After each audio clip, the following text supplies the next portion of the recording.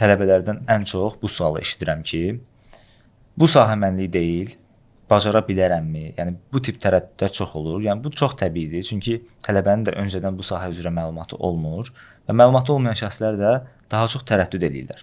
Yəni mən bu sahəni bacarmaram, bu iş mənlik deyil. Bunu deyən və uğur qazanan tələbələrimiz varmı? Tələbələr başlamadıqları zaman artıq e-commerce sahəsinə hər sahəyə olduğu kimi biraz çətin baxırlar və buradan görəsən gəlir əldə etmək olarmı və yaxud da mümkün deyil düşüncəsinə keçirlər. Bunun da səbəbi onlayn ticarət üzərindən aktiv gəlir əldə edən dost və yaxud da tanışının olmamağı və yaxud da indiyənə qədər elə bir dəbin olmamağıdır.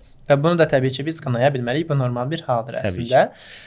Bu səbəbdən də tələbə başlamadan əvvəl onlar ilkin olaraq biraz çəkinirlər və görəsən realdırmı və s. kimi belə suallar verib və özlərinə bir sosial sübut axtarmağa başlayırlar.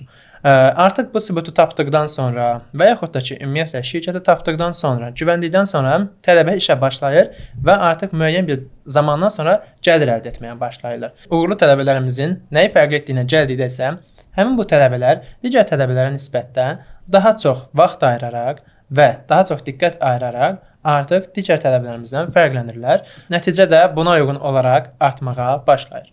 Və tələbələrin də təbii ki, hər birində hədəfi, istəyi də bu olur. Çox sağ olun cavabınız üçün.